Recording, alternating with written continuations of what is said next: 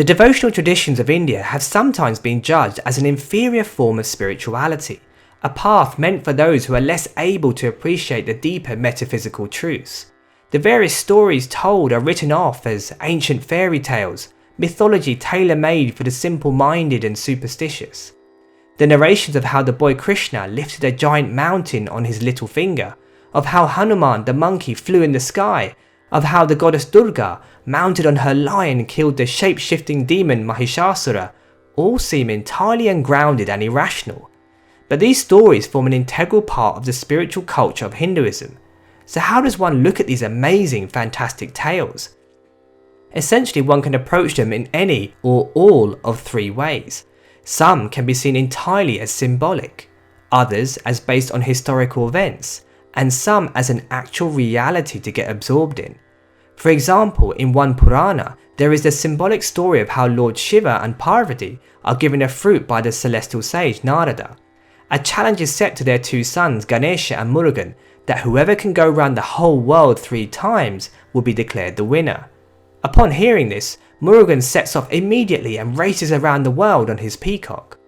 Ganesha, on the other hand, stares lovingly at his parents and walks around them 3 times. Shiva and Parvati are puzzled by his actions, but Ganesha explains that for his brother, this external reality is his world, but for him, the world is defined by his parents. Having been moved by this sentiment, Shiva and Parvati declare Ganesha the winner and the embodiment of wisdom. What this story highlights is that the fruit of life is not found in conquering the outside material world, but in honouring and delving deep into our own truth and what we connect with within. Hindus have realised that words and philosophy can easily be forgotten, but a story can drive the message home with far more impact. This tale is one of many examples of how various deities are placed in a certain context to symbolically deliver a specific spiritual lesson. The Mahabharata and Ramayana, however, are vast Indian narratives which are classed as itihasa or histories. The Mahabharata tells the story of the great feud between the 2 royal cousins, the Kauravas and the Pandavas, while the Ramayana describes how Lord Rama rescued his wife Sita from the tyrant Ravana. While there are many details and spin-off stories which have been developed over millennia, there is plenty of evidence from manuscripts, from archaeological, astrological and even botanical sources which support the core series of events that have been told. Having said that, the critical point is that the emphasis on historical accuracy has little importance to the devotional seeker. A devotee is not looking to find truth in the outside world of facts and events, but in the inner world of his relationship with God. This is why Hindus have felt free to embellish, adapt and retell stories according to their bhava or devotional connection. This is clearly evidenced with the Ramayana. The original Sanskrit version was written by sage Valmiki, a contemporary of Lord Rama, but over time, numerous other Ramayanas began emerging. Perhaps the most popular is Tulsidas' retelling in Hindi, known as the Ramacharitamanas. Whilst keeping almost all the key events of Valmiki's narration, Tulsidas adds a far more devotional flavour. He explicitly opens up the divinity of Lord Rama and focuses on the love and the surrender of the devotees around him. The fact that this has become for many the principal account of the Ramayana shows that it is the devotional potential of the narrative and not the factual accuracy that carries the most importance. Hindus have recognised that constantly listening to and remembering events suffused with devotion impacts and elevates the individual. But for this to work, one cannot just see the story as a metaphor, nor can it be seen as just a past historical event. Instead, it must be perceived as a reality that is current and completely relevant to one's daily life. To understand how this works, the first thing to do is define what we mean by reality. What is real? How do you define real? If you're talking about what you can feel, what you can smell, what you can taste and see, then real is simply electrical signals interpreted by your brain. These electrical signals in our brain are what we can call our objective reality, the world of matter, objects and living beings. This external physical world can be tested scientifically with reason and evidence.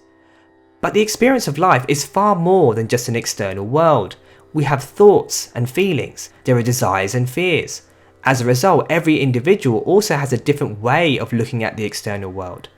Along with the outside facts that our senses perceive, we all carry an individual narrative of how we view the world and what life means to us. This lens through which we view life is our subjective reality. As Ganesha showed earlier, the fruit of wisdom is not gained by incessantly trying to piece together evidence from the external world, but in delving deep into our own truth in the right way. The various Bhakti saints and masters have declared and demonstrated that the ecstatic divine states of love are attained by allowing one's view of life to be taken over by these divine narratives. By intensifying our one-pointed devotion, gradually our subjective world becomes filled with thoughts and feelings of God. Little by little, our ego and material desires begin to wither away. Eventually, through grace, we achieve a state of love which perforates the boundaries of our subjective reality to realize our ultimate relationship with God, a relationship which reveals that even the outside objective world is nothing but a part of God Himself. But the cold rational mind, which insists on facts and evidence from the outside world, will not be able to experience the results of devotional practices. You and I and every other living creature are machines of ineffable complexity. This complexity and its powerful illusion of design is why so many people succumb to the God temptation, the temptation to evade, by invoking a designer, the responsibility to explain.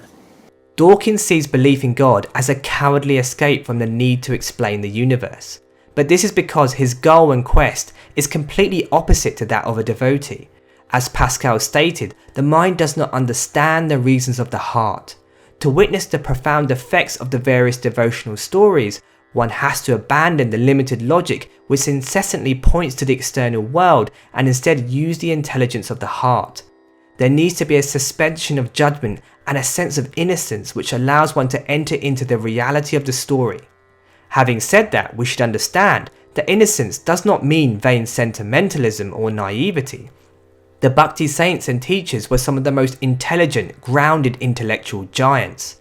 There are huge bodies of literature dealing with the proper science of devotion, outlining the different stages through which a devotee goes through. They have laid down the regulative discipline practices, as well as described the different metaphysical states of consciousness. All of this has been laid down for the devotee to follow and replicate. We should understand that a narrative controls thoughts and perspective. It arouses emotions and dictates behaviour. The story we tell ourselves in our mind is the story of our life. Every individual has a choice to decide what story they want to cling to. That decision provides the direction they walk in. Rather than allowing the media which incessantly delivers negative, sensationalized stories to dictate their narrative, a devotee is one who seeks to contemplate on the stories of the divine. The scriptural devotional tales are not based on vain fantasy, but are specifically designed to uplift and change the individual. A devotee gives himself to the stories which glorify his chosen form of God because he wants to increase the love for his deity. For that kind of devotee, the stories in scripture are not just fiction or imaginative tales, they are a reality. And by reality we mean that these events did not just happen, they are happening. They are not just historical, they are current, here and now. This is best illustrated by the scripture known as the Bhagavad Purana. It is filled with wonderful stories of Lord Vishnu's various incarnations, as well as the expressions and examples of his various devotees. But the real climax comes with the telling of Krishna's birth and pastimes in Vrindavan. We read about the love that his mother Yashoda had for him. We witness the friendship of the cowherd boys, and above all we are told about the intense, romantic love of the simple milkmaids. The Bhagavad continually depicts Krishna as the glorious, infinite divine personality who is the original cause of all causes. But at the same time, we see how he mischievously stole butter from different houses, how he played with cowherds and danced with the gopis, and of how he heroically defeated every demon that threatened them. We hear how he stole the hearts of all the residents of Vrindavan who thought of nothing else and depended on him at every turn. By reading the stories of the Bhagavad Purana and meditating on the pastimes of Krishna, our reality becomes enveloped by these same devotional sentiments. The various pastimes of Krishna no longer become events that took place thousands of years ago. They are events which are going on now. When we look at our life, at work or at home with our family, we begin to find that a small drop of this love that is in Vrindavan begins to infiltrate everything that we do. God, as Krishna, becomes a living force in our world. Just as we hear about the devotees who surrendered to him, we also learn to surrender our lives to him. We learn from the arrogance of certain personalities, and we try to overcome our own pride. We see how devotees withstood suffering and didn't flinch in their faith. We understand the need to be selfless and completely humble.